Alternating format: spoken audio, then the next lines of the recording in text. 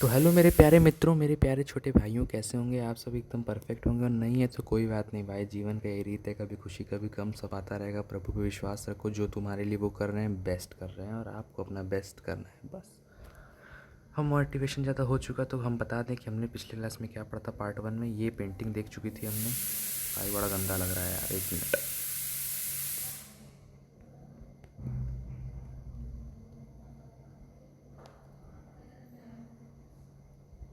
ये पेंटिंग पढ़ चुका था हम, ये पढ़ चुके थे, ये पढ़ चुके थे, ये पढ़ चुके थे। अर्नेस्ट रेनान वाला चीज़ मैंने आपको बता दिया था। मॉडर्न स्टेट नेशन स्टेट के बीच में डिफरेंस हमने बता दिया था कि मॉडर्न स्टेट और नेशन स्टेट में डिफरेंस क्या होता है। ठीक है, अब आगे क्या पढ़ना है।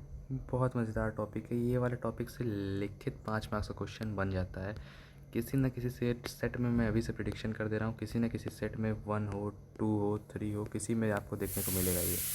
4 में भी, मतलब यही चीज़ चारों के सब सेट में किसी में देखने को मिलेगा, और ज़रूर मिलेगा। तो कौन है किसको नहीं पता। तो फ्रांस क्लास का एक ऐसा बिगड़ेल और इन्फ्लुएंशियल लड़का था, इंसान था, कंटिनेंट था, सॉरी कंट्री वो था, जो मतलब जिसकी बहुत इन्फ्लुएंशियल था। उसकी चीज़ों को लोग कॉपी करके खुद मॉडर्न स्टेट से नेशन स्टेट बन गए। मतलब समझ रहे हो भाई, ऑरा देख रहे हो, ऑरा। हाँ, तो उसी ऑरा को हम लोग पढ़ते हैं फ़िलहाल के लिए।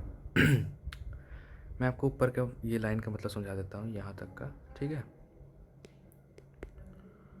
इंपॉर्टेंट पॉइंट्स हाईलाइट कर दूंगा। The first clear expression of nationalism came with the French revolution in 1789। 1789 के फ्रेंच रिवॉल्यूशन के बाद क्लियर एक्सप्रेशन आ गया था कि नेशनलिज्म का clear expression first French revolution के बाद ही आया था। मतलब ये कहने का मतलब था, सॉरी थोड़ा गलत अगर बोल दिया हूँ तो, कि जो पहला था कि हाँ आज़ाद होना है, वो फ्रेंच रिवॉल्यूशन पे ही आया था। France, as you would remember, was a full-fledged territorial state in 1789 under the rule of absolute monarch। आपको पता होगा कि 1789 में जो आपका फ्रांस था वो एब्सोल्यूट मोनार्क के कब्जे में था। The political and constitutional change of the that came in wake of the French revolution led to the transfer of sovereignty to the monarchy to the body of citizens. मतलब वही बोलना चाह रहा है कि फ्रेंच रिवॉल्यूशन में जो political और कॉन्स्टिट्यूशनल चेंजेस हुए, उसकी वजह से जो पावर का ट्रांसफ़र था वो पहले तो आपका मोनार्की से नॉर्मल पीपल के पास पहुंच गया। ठीक है, यही बताना चाहता था ये। अब ये फालतू लाइनें 3 ठो पढ़ लें, पढ़ लीजिएगा, ऐसा कोई बात नहीं। मेन चीज़, इससे 5 नंबर का क्वेश्चन ज़रूर आता है। क्वेश्चन इस तरीके से आपसे पूछ देगा बहरूपीय तरीके से कि name the collective things that the people of French did to unite the France in the revolution, ऐसा पूछ सकता है। और पूछ सकता है mention the ideas of French revolution that led to the idea of nationalism in France and Europe. तो question किसी भी रंग से पूछ सकता है। मैं आपको पहले यहाँ पे 5 से 6 पॉइंट एक्सप्लेन कर देता हूँ।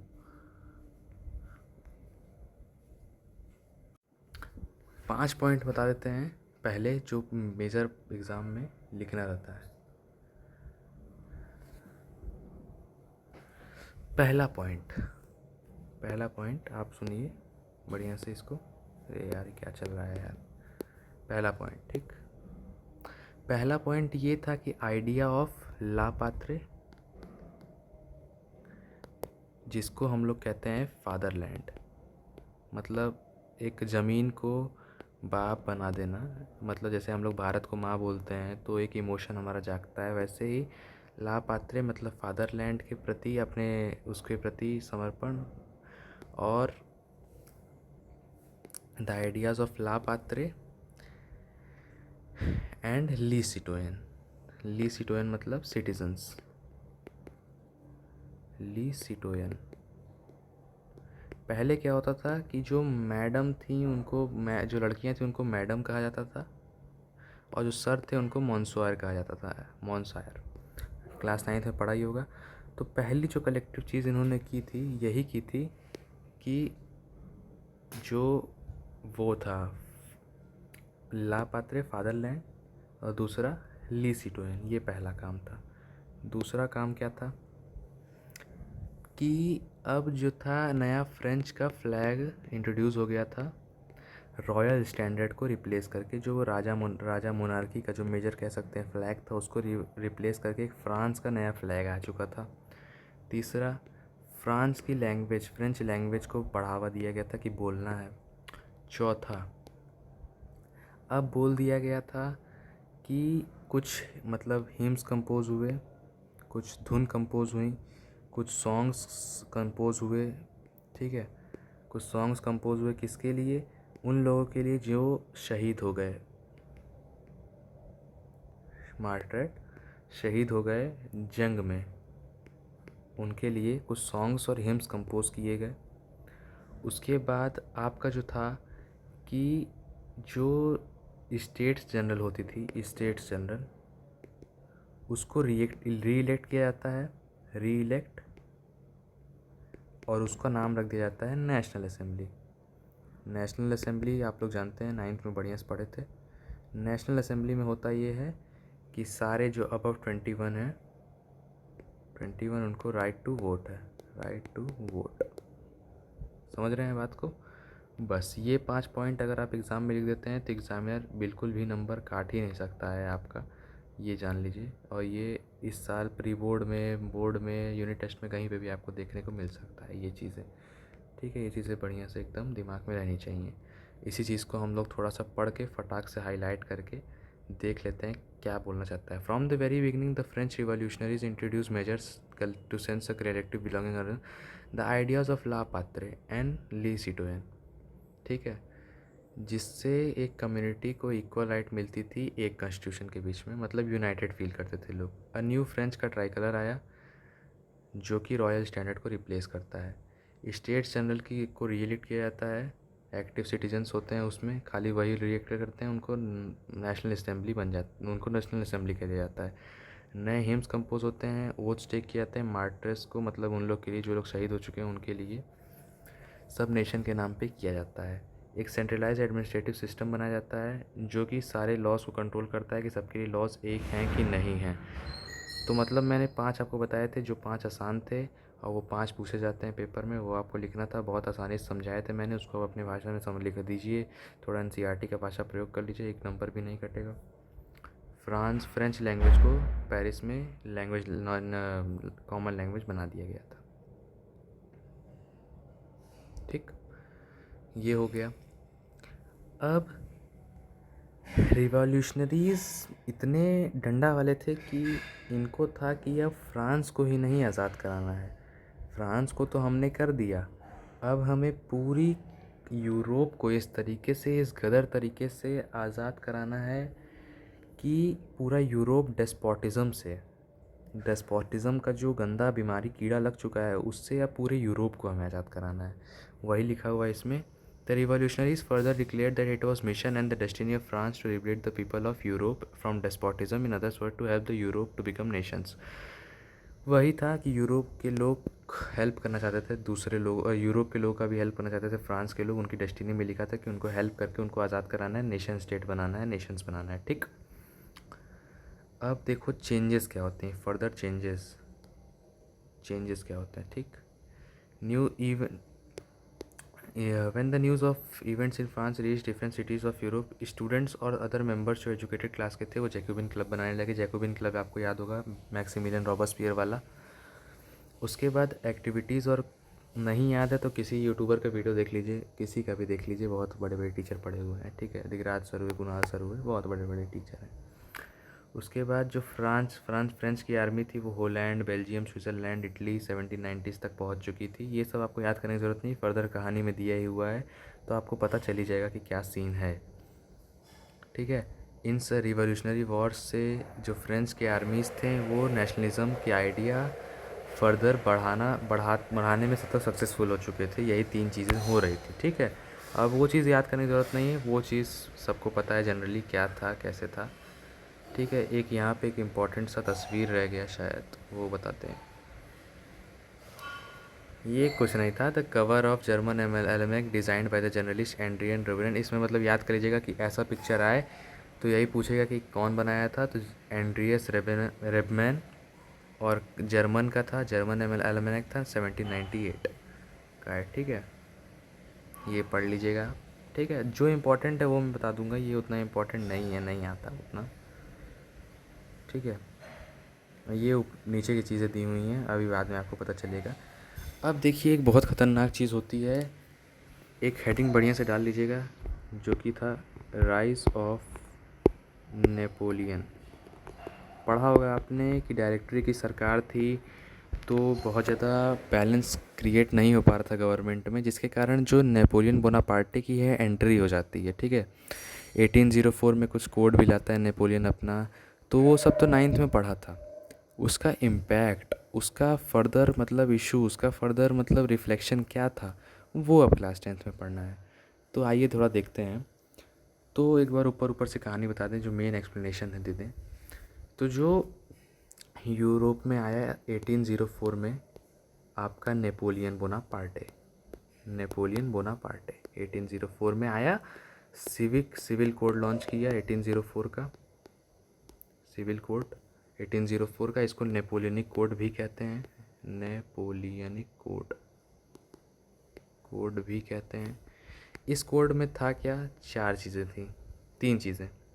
पहला, सबके लिए uniform laws, uniform laws, uniform weights and measurement system, uniform weights and measurement system, सबके लिए लॉज इक्वल होंगी।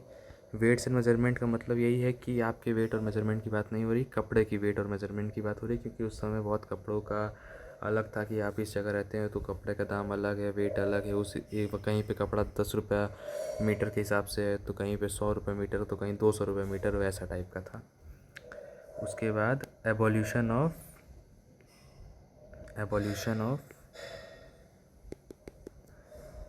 एक ऐसी चीज़ को अबॉलिश करना जो कि बचपन से लोगों को मिल जाता था, प्रिविलेज। याद होगा ना, क्लर्जी और उन लोग को मिलता था प्रिविलेज, तो उस प्रिविलेज को ये बैन करते हैं, उस प्रिविलेज को ख़त्म करते हैं। ठीक है, वो प्रिविलेज ख़त्म करते हैं। आइए उसी चीज़ को हम लोग बढ़िया से पढ़ते हैं एकदम। Within the wide swathe of territory that come under is control, Napoleon set introducing many reforms that he led already introduce in France.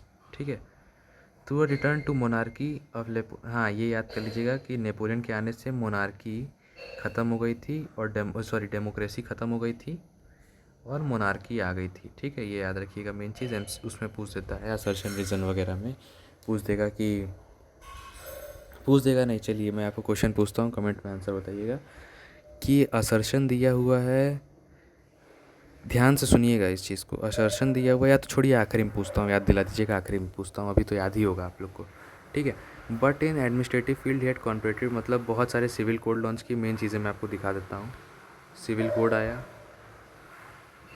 अरे यार, सिविल कोड आया, नेपोलियन कोड भी कहते हैं उसको।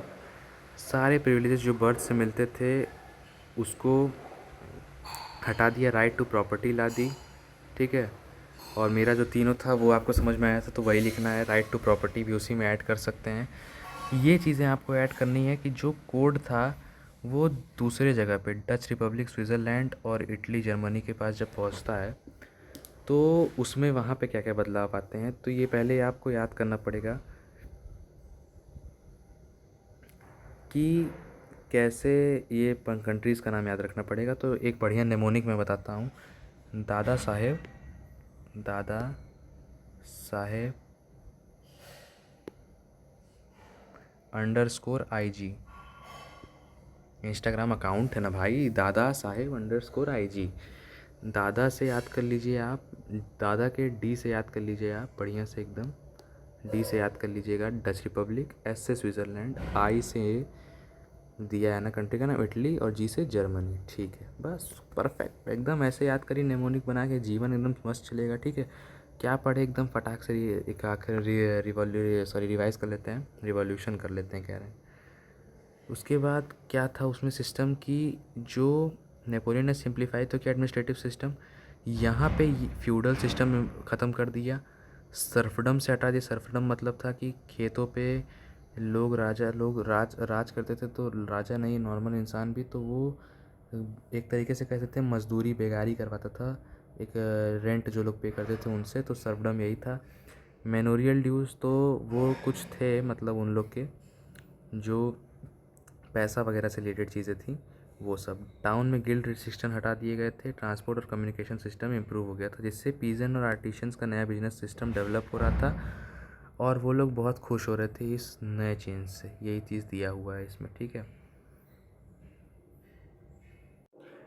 तो यही चीज़ें थी कि अब एक बहुत ही फेमस क्वेश्चन बनता है कि हाउ नेपोलियन का मतलब जो इतना बढ़िया चल रहा था वो यही स्टेटमेंट देता है मित्रों, मेरे छोटे भाइयों। यही स्टेटमेंट देता है, initial enthusiasm soon turn into hostility and give the clear new administrative arguments that did not go hand to hand with political freedom. यही एग्जांपल देता है, ठीक है। कि देता है शुरुआत में तो हार्बिंगर्स ऑफ लिबर्टी रहते हैं, बट आखिरी में क्या चेंजेस कर देते हैं कि जिससे उनका सब कुछ नाश हो जाता है। तो यही पढ़ते हैं हम लोग, आइए। तो ये पढ़ने के लिए मेन है, हम लोग बताते हैं आपको कि जब वो नेपोलियन भैया ने कुछ काम किए तो कुछ बदनाम वाले काम भी किए, जैसे कि 3 कार्यों की वजह से उनको हटा दिया गया, लोग हेट करने लगे। पहला, इंक्रीज टैक्स, कहीं पे कम किया तो कहीं पे टैक्स बढ़ा दिया। दूसरा कारण कि फोर्स रिक्रूटमेंट, आर्मीज़ में फोर्सली लोगों को रिक्रूट करता था, ठीक है। मतलब गांव से उठाता था लोगों को, फट से आर्मी में भर देता था फोर्सफुली, मतलब मुझे नहीं जाना है भाई तब भी तू भेज रहा है, ये वाला सीन था। और जो था कि ये एबॉलिशन ऑफ सेंसरशिप, सेंसरशिप को अबॉलिश कर देता है। मतलब अब मीडिया उसके खिलाफ़ कुछ बोल ही नहीं सकती है। मतलब मैं कुछ भी करूं, मेरे खिलाफ़ कोई एक शब्द आवाज़ उठा नहीं सकता है। मोदी जी को लोग बोलते हैं सेंसरशिप लॉन्च कर दिया है, पर भाई मीडिया कई लोग आवाज़ उठाते हैं, जाके देखो। तो भाई सिविक्स हिस्ट्री का टॉपिक है तो ये सब बातें होंगी। किसी को बुरा लग सकता है तो हेट कर सकता है ब्रो, पर रियलिटी यही है कि मोदी जी अगर सेंसरशिप अबॉलिश करते तो क्या आपको लगता नहीं है कि मतलब कुछ होता, मतलब कुछ अलग चीज़ें होती। तो ब्रो ये सब फालतूगिरी है। Modi ji censorship abolish, Napoleon abolish किया था, ये बोलिए। तो इन्हीं चीज़ों के कारण जो हॉस्टैलिटी था वो इनिशियल इंथुजियाज्म, और जो था वो हॉस्टिलिटी में कन्वर्ट हो जाता है। ये फेमस क्वेश्चन आपका यहाँ तक आता है। 1813 में ये नेपोलियन की पिक्चर बहुत फेमस है, आती है। ये नेपोलियन का पूछता है कि ये उड़ता हुआ पेपर ऊपर क्या है, तो ये उसके लॉस्ट टेरिटरीज़ हैं। क्योंकि 1813 पे वाटर ऑफ 1830 में लेप्जिग की वॉर होती है, लेपिजिग की। वहाँ पे 4 बड़े गुंडे, Britain, Russia, Austria and Prussia, ब्राप, मिल के इसको हराते हैं, और हरा के सारी धीरे धीरे टेरिटरीज छूटती हैं, तो वही भागता रहता है। तो ये खत जो हैं उसकी लॉस्ट टेरिटरीज़ को दर्शाते हैं। ये एग्ज़ाम में पूछता है, बहुत तगड़ा क्वेश्चन। यहाँ तक आज हमें कवर करना था, यहाँ तक आज हम कवर कर चुके मित्रों भाइयों, बड़ी बढ़िया से। ये उतना पूछता नहीं है, पर बता दूं, ये एकदम एक तो वो आयरनी शो कर रहा है कि यहाँ पे फ्रेंच रिवॉल्यूशनरीज पेड़ लगा रहे हैं उसका इंथुजियाज्म का, एकदम मतलब लिबर्टी का, और यहाँ पे जो कुछ लोग हैं वहीं पे लड़की छेड़ रहे हैं। तो मतलब सीधी सीधी बात यही है कि ये आयरनी शो करता है, ठीक है। बाकी ये ऊपर का लर्न कर लीजिएगा आप लोग, वो तो मैं याद नहीं करवा सकता ना आपको। ये था मेन आपका। और बाकी सीन यही है कि थोड़ा सा फटाफट से रिवाइज़ कर लेते हैं क्या हमने पढ़ा। 5 रीज़न पढ़े कि जिससे फ्रांस में कलेक्टिव बिलोंगिंग वाला सीन आया। पहला, फ्रांस का फ्लैग नया आ गया, फ्रांस में नेशनल असेंबली आ गई, फ्रेंच लैंग्वेज कंपलसरी हो गई, हिम्स कंपोज हो गए, कलेक्टिव बिलोंगिंग के लिए लाभ पात्रे और ली सिटोजन जैसे आइडियाज़ हुए। उसके बाद हमने नेपोलियन का पढ़ा कि 1804 में नेपोलियनिक कोड आया। नेपोलियनिक कोड ने किया क्या कि जो सिविल कोड लॉन्च किया जिससे यूनिफॉर्म लॉज आए, एबॉलिशन हो गया उसका, क्या नाम है, जो बचपन से लोगों को राइट्स और अधिकार मिल जाते थे, मतलब फ्रीडम मिल जाती थी, वो चीज़ एबॉलिश हो गई। टैक्स कम कर दिया, और क्या नाम है, राइट टू प्रॉपर्टी इंट्रोड्यूस कर दिया। और फिर क्या नाम है, दादाजी इंस्को आई जी, ड्यू डच रिपब्लिक, और क्या नाम है, Dutch Republic, Germany, Switzerland, Italy वगैरह वगैरह में इन्होंने फ्यूडल ड्यूज़ अबॉलिश किया, सर्फडम अबॉलिश किया, मेमोरियल ड्यूज़ अबॉलिश किया, गिल्ड रिस्ट्रिक्शन हटा दिए, ट्रांसपोर्ट और कम्युनिकेशन के सिस्टम इंट्रोड्यूस कर दिया। अच्छा, जिसकी वजह से जो सपोर्ट था इनका बढ़ गया, लेकिन अचानक से घट जाता है सपोर्ट। क्यों? क्योंकि जो होता है, पहली बात तो ये रशिया में घुस जाता है। रशिया में घुसने के बाद पहला कारण होता है, बुक में नहीं दिया है, बोलिएगा मत कि मैंने नहीं पढ़ाया। रशिया में घुस जाता है। रशिया में घुसने के बाद आपको देखने को मिलेगा कि ये इंक्रीज कर देता है टैक्सेशन, फोर्स कर देता है फोर्स कर देता है रिक्रूटमेंट और सेंसरशिप को ला देता है, जिसकी वजह से इसको हार्बिंगर ऑफ लिबर्टी से हॉस्टिलिटी तक चला जाना पड़ता है। तो समझ रहे हैं ना बात को। उसके बाद ये एक फ़ोटो बताया था कि खत इसके जो गिर रहे हैं, मतलब है कि ये उसकी लॉस्ट टेरिटरीज़ हैं। और बैटल ऑफ लिप्सिक 1813 में ये हार गया था 3 बड़े power Britain, Russia, Austria and Prussia से। यहाँ तक का आज का लेक्चर रखते हैं बढ़िया से। होप्स आपको सब कुछ समझ में आया होगा। अब जाते जाते थोड़ा चिल करना भी तो बनता है, तो चिल के नाम पे एक सॉन्ग बढ़िया से गा देता हूँ मैं। और हाँ, नोट्स का कोई इतना दिक्कत नहीं है यार, नोट सर्च कर लो, गूगल पे आ जाएगा यार। मैं एकदम कंटेंट डिलीवर कर रहा हूँ फ्री ऑफ कॉस्ट उनके लिए जो पढ़ नहीं सकते हैं। 10 बच्चा भी मेरा पिछला वीडियो देखा था, तो मैं 10 ही को पढ़ाने आया हूँ यार। हमको फ़र्क नहीं पड़ता कि 1 लाख देख रहा है, कि 10,000 देख रहा है, कि 1 करोड़ देख रहा है। Bro, what the matter is quality content. और लोग 2 सपोर्ट करते हैं, वो भाई 10 लोग भी करें भाई, 10 लोग का भला हो रहा है ना, मेरे से बहुत होता है भाई। 10 लोग बहुत होते हैं, 10 लोग भी दुआ करेंगे ना भाई, बहुत अच्छी बात है। और मतलब कि ऐसा कुछ नहीं है कि पैसा कमाना है वगैरह भाई। खाली बैठा हूँ तो लॉन्च कर दिया, हो सकता है इन फ्यूचर वीडियोज़ में आना बंद हो जाएँ, पर आपका काम करवा के जाऊँगा अगर पूरा सपोर्ट आपकी तरफ से रहेगा तो एक गाना गा देते हैं। कौन सा गाएं बताइए? उनके अंदाज़ करम, नहीं यार कुछ और गाते हैं। कुछ लोग मन में सोच रहे होंगे सैयारा गा दीजिए, तो सैयारा गा दें क्या भाई? एक क्रूशियल लाइन गाते हैं सैयारा का। जिस रोज़ हम तुम फिर से मिलेंगे, ये सारी बातें तुझसे कहेंगे। दुनिया में चाहे बन जाए जो भी, तेरे बिना तो कुछ ना रहेंगे। हाय मैं मर ही जाऊं जो तुझको ना पाऊं, बातों में तेरी मैं रातें बिताऊं। बहुत है भाई, और प्यार मोहब्बत चक्कर में पड़ना नहीं है। बाकी थैंक यू आज का लेक्चर देखने के लिए। आप सब अपना प्यार ऐसे ही बनाए रहिए। बाकी तो love you all, tata bye bye. एक मिनट यार, अच्छे से तब बना दो, 1 मिनट। लव यू भाई, टाटा बाय बाय, भैया की तरफ से all the best for the future. Thank you. Signing off today's lecture. मिलते हैं नेक्स्ट लेक्चर टुमारो। कोई डाउट हो कमेंट सेक्शन में पूछ दीजिएगा। बाय।